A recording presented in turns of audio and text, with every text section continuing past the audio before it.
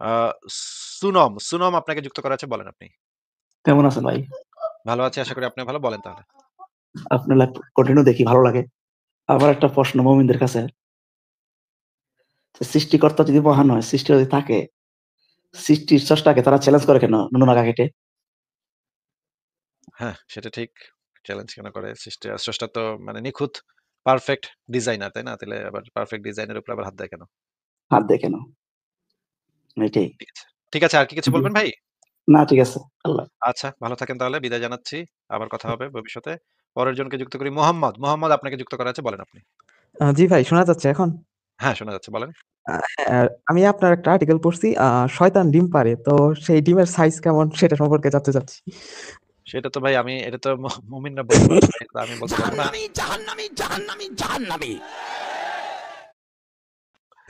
আপনি এই প্রশ্ন করার মাধ্যমে জাহান্নামীতে পরিণত হয়েছেন। দেখেন কি একটা অবস্থা। তো আমার কাছে একটা ছবি অবশ্য আছে, যেটা আপনাকে দেখাতে পারি, যেটা আমি এআই দিয়ে বানাইছি। শয়তানের হ্যাঁ। ডিম। আ এই হচ্ছে, দাঁড়ান দেখাচ্ছি।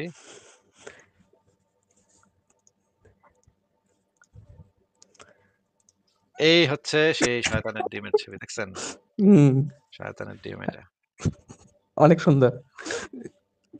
কিন্তু বাইরে হওয়ার সময় একটু কষ্ট হবে আরকি। মানে মানে মা শয়তানের একটু খোঁচা লাগবে। জায়গায় জায়গায় খোঁচা লাগবে আরকি।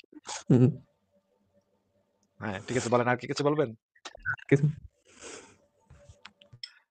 ঠিক আছে, তাহলে কি মোহাম্মদ ভাই আপনাকে কি বিদায় জানাবো তাহলে? হ্যাঁ ভাই, আচ্ছা, ঠিক আছে, কোন ভালো কোয়েশ্চেন থাকেন নেই। তাহলে। আচ্ছা। ঠিক আছে। তাহলে পরের জনকে যুক্ত করি। দেখছেন কত সুন্দর শয়তানের ডিম। শয়তান ডিম ভাই পাড়ে আর এইটা ফুটে বাইরে কি? শয়তান বাইরে। শয়তান ডিম পারে, ওই ডিম থেকে ফুইটা শয়তানি বের হয়। অবশ্যই। মানে হাদিসে লেখা, এই যে দেখেন। হ্যাঁ ভাই, ও আচ্ছা, শয়তানের ছানা জন্ম হয় আর কি। এই যে দেখেন, শয়তানের ডিম পাড়ে এবং ছানা জন্ম দেয়। একদম রাসূলুল্লাহ বা সায়েন্সটা বুঝছেন সাইফুল ভাই? এটা বলেন তো, মানে এটাই তো সায়েন্স, তাই না? এটা সায়েন্স।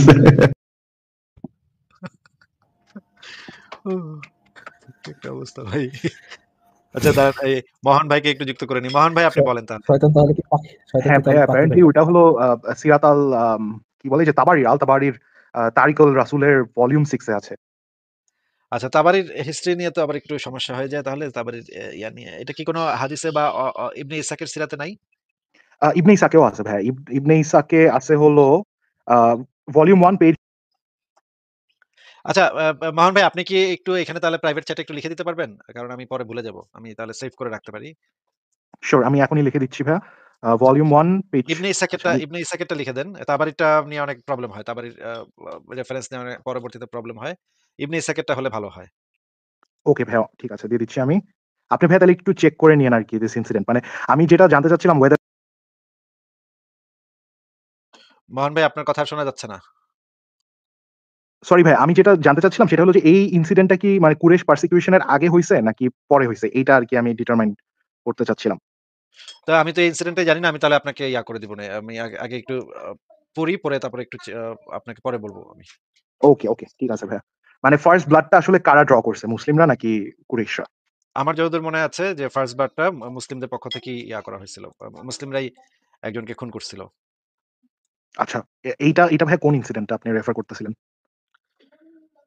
আমি রেফার করছিলাম, তো এখন তো মনে নাই ভাই। এখন তো বের করতে হবে। আমি তো এই আচ্ছা, মুহূর্তে আচ্ছা। মনে করতে পারতেছি না। আচ্ছা, ঠিক আছে। তাহলে we'll talk about this some other day, তাহলে যখন আপনার মনে থাকে আরকি। ঠিক আর আছে। আমি তাহলে নেক্সট এইটা আপনি লাইভে আসলে হ্যাঁ, তার হ্যাঁ। আগে আমি বের করে রাখবো। সাউন্ডস গুড ভাইয়া, ঠিক আছে তাহলে। ঠিক আছে। আর কি কিছু বলবেন ভাই? হ্যাঁ ভাইয়া, আরেকটা যেটা আমি মানে বলতে চাচ্ছিলাম সেটা হলো যে মানে ফার্স্ট যে ফাইটিং এর ইয়াগুলা দেওয়া হইছে যে ফাইট করা যাবে। এইটা তো ভাইয়া ওই যে নাখলার সময় করা হইছে নাকি? নাখলাতে মানে যেটা হইলো যে 93 টা মনে হয় battles, if I am not wrong something like that, battles ছিল। তার মধ্যে সারিয়া হইলো যেগুলো প্রফেট কমেন্ট করছে, আর গাজওয়া হলো যেগুলোতে প্রফেট নিজে ছিল। তো বদরের আগে তো ভাইয়া অনেকগুলা সারিয়া হইছে। তো সেই সময় তো ১ম মানে মারামারি করা যাবে এই আয়াতগুলা নাজিল হইছে। ঠিক না ভাইয়া? হ্যাঁ, ওই যে লুকায় থেকে বাণিজ্য কাফেলার উপর অ্যাটাক করা, এইটার হুম, হুম, অনুমতি হুম, সে হুম। সময় দেয়া হইছে। রাইট। তারপরে ভাইয়া যে ১ম সাকসেসফুল যেই রবারি বা যেই আপনার এক্সপেডিশন যেটাই বলে থাকেন, ফার্স্ট যে সাকসেসফুল যেটা হয়, সেটা তো ভাইয়া রজব মাস অথবা রামাদান মাস নাকি রজব মাস, মানে একটা পবিত্র মাসে হইছিল। এই হ্যাঁ, হ্যাঁ। কারণে তো মানে রমজান রাইট, মাস রাইট। তারা খুব একটা মানে প্রতিরক্ষা ব্যবস্থা না নিয়ে যাচ্ছিল। কারণ সেই সময় একটা নিষিদ্ধ মাস ছিল এবং ওই অঞ্চলের অনুসারে সংস্কৃতি অনুসারে এই মাসে কেউ কাউকে অ্যাটাক করে না। এই হুম, হুম। পবিত্রতা বজায় রাখে। কিন্তু মোহাম্মদ সেটা করছিল। এইটার ভাইয়া কমেন্টটা যে দিছে, এইটার কমেন্টটা তো মনে হয় এরকমভাবে দিছিল যে মানে ২ দিন তুমি জার্নি করার পরে এই নোটটা খুলবা।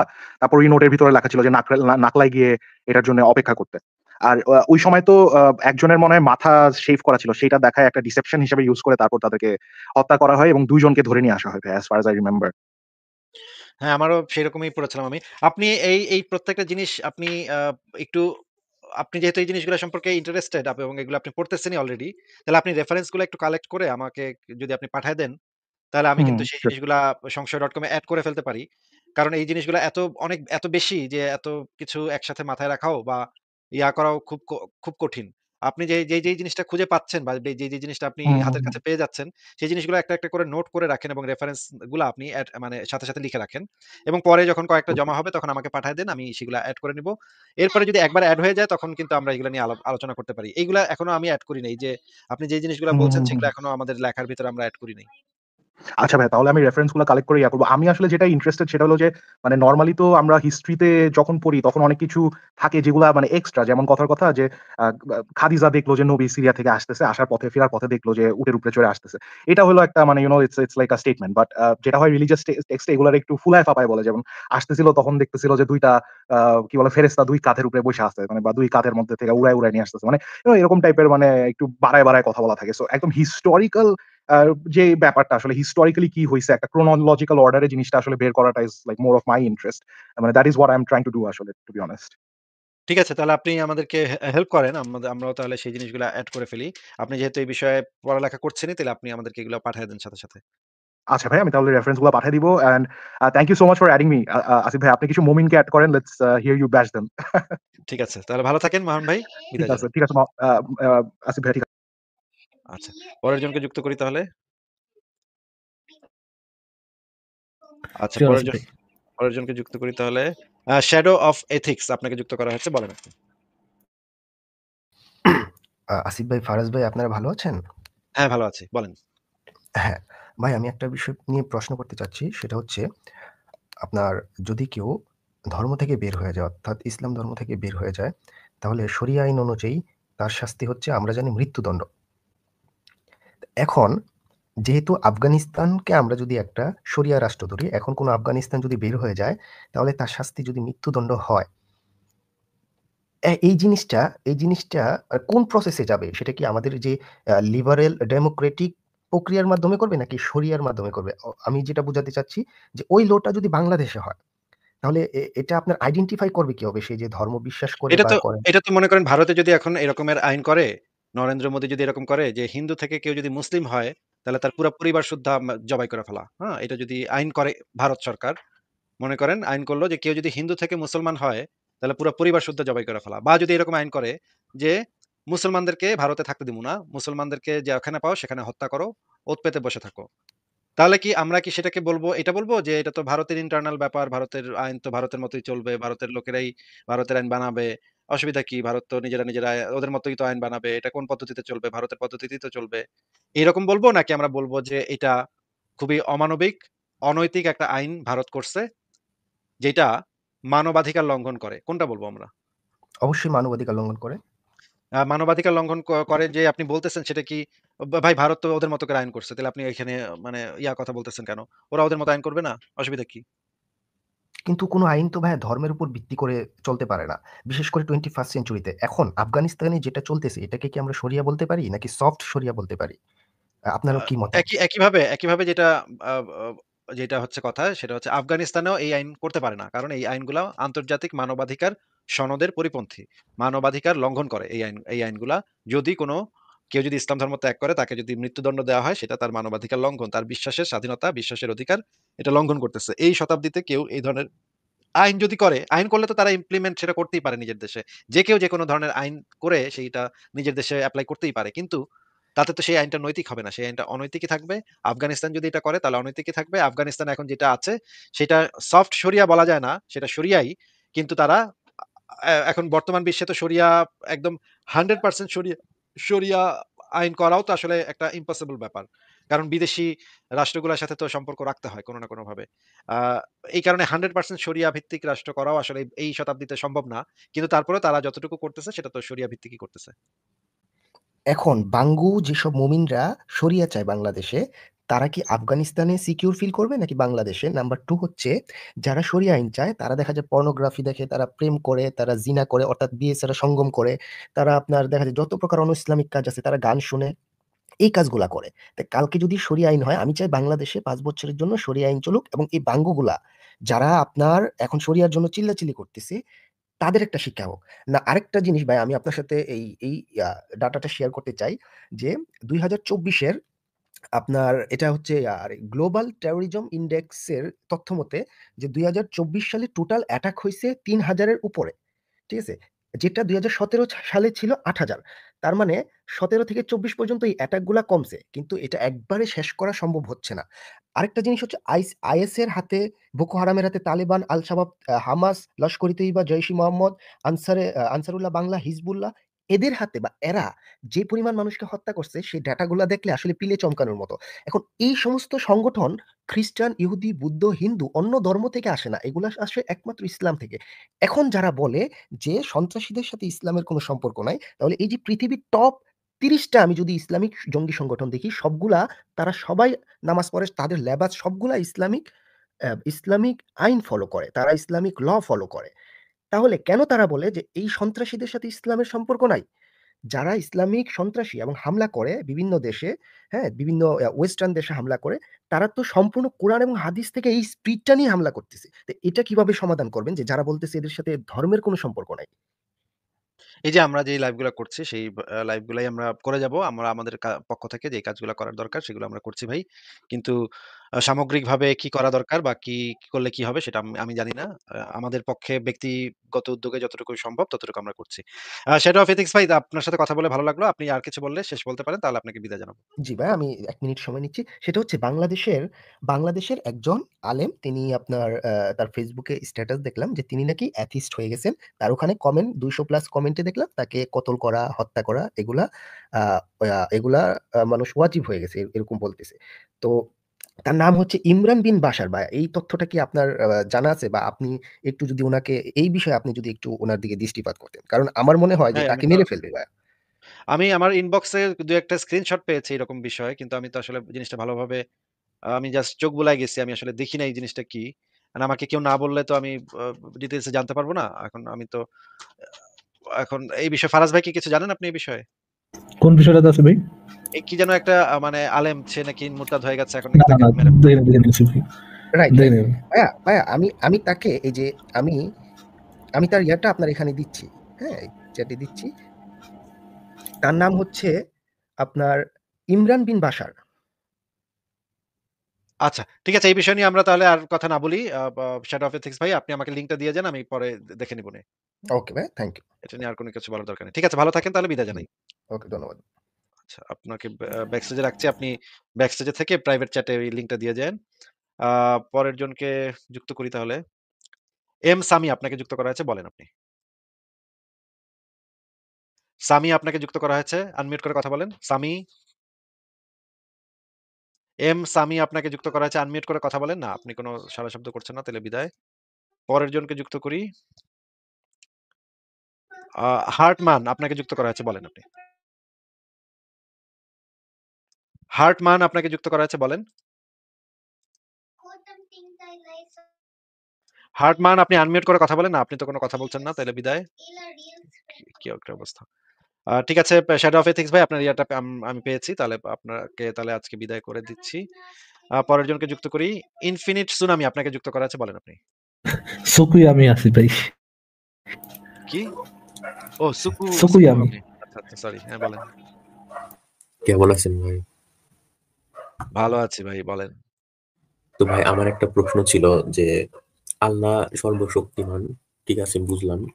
তো আমি সংশয়ে আপনার পড়ছিলাম, মানে একটা পেজের মধ্যে পেজ নাম্বার খেয়াল নাই, যে সকল ফেরেশতাদের বললেন আদমকে সিজদা করতে, কিন্তু সকল ফেরেশতা সিজদা করলেও ইবলিস সিজদা করেনি। তো এখন আমার প্রশ্ন হচ্ছে ভাই, যে ইবলিস যে সিজদা করলো না, অথচ আল্লাহ নিজে মুখে বলছে যে সিজদা করতে হবে। তো তাইলে ভাই শয়তান কি ওর থেকে মানে সরি মানে আল্লাহর থেকে বেশি পাওয়ারফুল এরকম কোনো কিছু?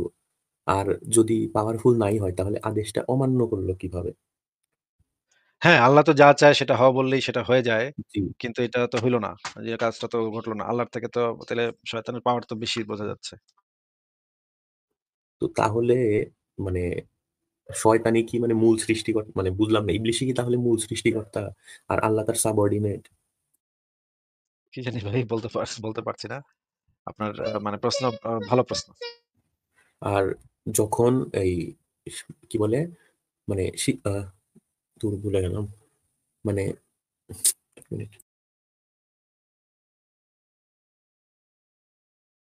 আচ্ছা, তো যখন এই মানে আরেকটা হাদিসে দেখলাম যে একসময় নাকি শয়তান আরকি ব্যাক করবে ওই কিসের রূপে এটা বলে? দাজ্জাল। দাজ্জাল নাকি মানে শয়তান। তো ভাই দাজ্জাল আর ইবলিস এই ২ টা কি সেম? দাজ্জাল আর শয়তান আলাদা। ও আচ্ছা, বুঝতে পারছি। একটা অ্যানিমে ক্যারেক্টারের মধ্যে যদি মানে ফাইট দেখতে পারতাম, যেমন ওই ফাইট হয় বিভিন্ন রকমের ওরকম আল্লাহ ভার্সেস ইবলিস ভার্সেস আ আ দাজ্জাল, তাহলে মানে ভালো লাগতো বিষয়টা। হ্যাঁ, একটা WWE wrestling একটা দেখতে পারলে ভালোই হতো। জি ভাই, মানে এটাই আরকি জানার ছিল যে আসলে কে বেশি পাওয়ারফুল? মানে আল্লাহ না ইবলিস না আসলে এই অ্যানিমের রাইটার যে তার ফোকাস ছিল হচ্ছে যে কখন সে কার খাট গরম করবে, সে ওই ফ্যান্টাসি নিয়ে এত বেশি ইয়ে না, তো এত বেশি ইন্টারেস্টেড না। তার ইন্টারেস্ট হচ্ছে কার খাট গরম করতে হবে। হ্যাঁ ভাই, এটা আমার অনেকবারই মনে হইছে। কারণ যে ধরনের কথাবার্তা মানে কাইন্ড অফ মানে একটা ইসলামের চুটি বইয়ের দেখবেন মতো অবস্থা। মানুষের মানুষের বিশ্বাসের মানে বিশ্বাস করতে একটা সুবিধার কারণ হচ্ছে যে ইসলামে ইয়ে কম, মিথোলজির পরিমাণ আসবে, খেয়াল করছেন যে ইসলামের মিথোলজির পরিমাণ কিন্তু খুবই কম। আপনি যদি বাইবেলের সাথে ওল্ড টেস্টামেন্টের সাথে মিথোলজি তুলনা করেন, কোরআন শরীফ তো এমনিতেই ছোট একটা বই তুলনায়, ওল্ড টেস্টামেন্ট এন্ড বাইবেলের বই গুচ্ছের তুলনায় তো ইসলাম কোরআন একদমই ছোট একটা বই। এটার মধ্যে কিন্তু মিথোলজির পরিমাণ আছে কম, কিন্তু ফারাজ বেশি ভাই, হচ্ছে গিয়ে মারমার কাটা। জি, মিথোলজির পরিমাণ কিন্তু কম না। মিথোলজির পরিমাণ আগে অনেক বেশি ছিল। সংখ্যা অনেক বেশি ছিল। কিন্তু পরবর্তীতে যেই চালু মালগুলা আইসা এগুলা সরায় ফেলছে। হ্যাঁ? এগুলা আস্তে, আস্তে মানে এইটারে দুর্বল হাদিস, এটারে এইটা অমুক তমুক বইলা-টইলা এগুলা বাদ দিয়ে না, দিছে। আমি মিথোলজি স্পেশালি শুধু কোরআনের কথা বলতেছি আসিফ ভাই। কোরআনের মধ্যে আরকি মিথোলজির পরিমাণটা আসলে একটু কম। হাদিসে তো ঐরকম হাদিসে আছে, বাট কোরআনে এটার পরিমাণটা বেশ কম। এটার জন্যই আসিফ ভাই তাদের এই জিনিসগুলো ডিফেন্ড করতেও হয় কম, মিথিক্যাল বিষয়গুলো ডিফেন্ড করতেও হয় কম, এবং ২-১ কথার মধ্যে সব শেষ করে দিচ্ছে, বুঝছেন? যে স্টোরিটা বড় করলেন আর বুঝাই যেত যে গুরু গাধারা আসলে স্টোরিটা মিলাইছে কিভাবে। তারপরেও ওই ছোট, ছোট মিথোলজির মধ্যে যতদূরই মিথোলজি আছে, এই ছোট, ছোট মিথোলজির মধ্যে কিন্তু একদম ফাউন্ডেশন একেবারে কন্ট্রাডিকশন পাওয়া যায়। একেবারে মানে যেটাকে আপনি ইয়েই করতে পারবেন না, সলভই করতে পারবেন না। ফর এক্সাম্পল এই যে আ আল আ তাকদির আছে নাকি, তাকদির আছে না, ইয়া আছে আপনার, আপনার ফ্রি উইল আছে। এই জিনিস আপনি সলভই করতে পারবেন না। যদি করতে পারেন কোন দিকে যাবে যে শুধু তাকদীরই লেখা। স্বাধীন ইচ্ছা কিন্তু কোনোভাবে টিকবে না। তো হ্যাঁ, ঐরকম আরকি মিথোলজির পরিমাণটা কম। মুদ্রা কথা হচ্ছে এটাই ইসলামে। জাস্ট কোরআনে আরকি মিথোলজির পরিমাণটা কম। এজন্য তাদেরকে এই মিথোলজিটা ডিফেন্ড করতে হয় কম। হুম। ঠিক আছে আর ভাই ইনফিনিট ভাই, আপনার আরেকটা যদি আমার শেষ কিছু প্রশ্ন বলার ছিল। থাকে। ভাই একটা প্রশ্ন ছিল, গুরুত্বপূর্ণ প্রশ্ন। সেটা হচ্ছে আ বারবারই বলে সবাই যে আল্লাহ পরম করুণাময়। পরম শব্দটা ইংলিশ ওয়ার্ড অ্যাবসোলিউট এর প্রতিশব্দ বা বাংলা অর্থ পরম, ইংলিশ হলো অ্যাবসোলিউট। অ্যাবসোলিউট মানে যেটা মানে একদম পিক লেভেলের যেটা সেইটা। তো মানে আমি এটা জানি। তো এখন কথা হচ্ছে পরম করুণাময় যদি হয় তাহলে এই যে বারবারই বলে, আমি যখন এগুলো নিয়ে আলোচনা করতে যাই যে অনেকেই বলে যে আমাদের পরীক্ষা নেওয়া হচ্ছে বা আমাদের টেস্ট করার জন্য এইখানে দিছে। তো যদি টেস্ট করার জন্য দেয় আর পরম করুণাময় হয় তাহলে এত কঠিন, কঠিন টেস্ট দেওয়ার দরকার কি? আর আরেকটা যেটা বিষয় আরে ভাই, এই পরম করুণাময় হইলে তো সে টেস্ট নিতে পারবে না। omnibenevolent character. ধরেন আপনার দয়া মায়া যতটুক তার খোদার দয়া মায়া হচ্ছে তার থেকে বহু বেশি। এমন বেশি যে তুলনাই হয় না, হ্যাঁ? মানে কোনোভাবে ইয়ে করবে না। যে জিনিস ধরেন আপনি কখনো পারবেন একটা বাচ্চাকে ক্যান্সার দিয়ে পরীক্ষা করতে? অসম্ভব ভাই। পারবেন তার মানে কখনো? কেমনে কি? তাইলে আল্লাহ কেমনে পারতেছে? এটাকে যতই আপনি পরীক্ষার নাম দিয়ে চালান বা যেটার নাম দিয়ে চালান, একটা পরম করুণাময় সত্তা পরীক্ষার জন্য অন্য কাউকে কষ্ট দিবে? এ তো পারবেই না। তার মূল ফোকাসটা হচ্ছে কষ্টই দেওয়া যাবে না। কেউ কষ্টই করতে পারবে না। পরম করুণাময়, তার চেয়ে বেশি করুণাময় আর কেউ নাই। omnibenevolent, তার চেয়ে বেশি দয়াময় আর কেউ নাই। পসিবল না থাকা। তো তাহলে তো ভাই আপনি যদি কোনোভাবে ধর্মগ্রন্থটাই তার থেকে মিথ্যা বেশি হয়ে যাচ্ছে দয়াময় ভাই। হয়ে যান, তাহলে তো তার ক্যারেক্টার থাকে না। ধর্মগ্রন্থটাই তো তাহলে মিথ্যা হয়ে যাচ্ছে।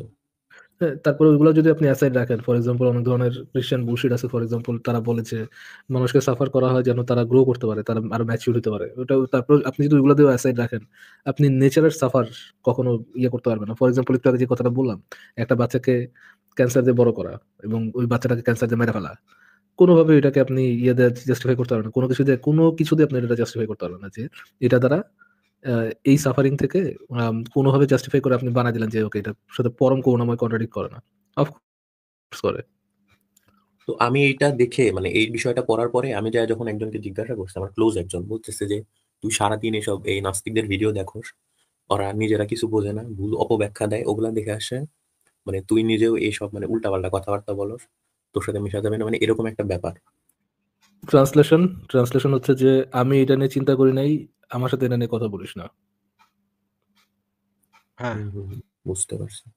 এবং আমি এটা নিয়ে চিন্তা করতে চাইও না। হ্যাঁ, ওই যে কারণ প্রশ্ন করলেই নাকি ঈমান থাকবে না, মানে উইদাউট এনি সেকেন্ড থট বিশ্বাস করতে হবে সবকিছু। How ridiculous. শুনবেন আর মানবেন। বুঝি না মানে কেমনে কি আসলে।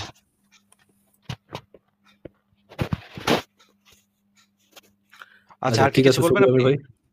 না ভাই, আমার এটাই আসলে জানার ছিল যে যদি পাওয়ারফুল হয়ে থাকে তাহলে কেন আমাদের এত সাফারিংস করতে হচ্ছে। ইভেন যারা মুমিন তারাও তো প্রচন্ড সাফার করতেছে, যেসব দেশে শরিয়া আছে সেসব দেশে আরো পেইন বেশি, কেউ তো সুখে নাই।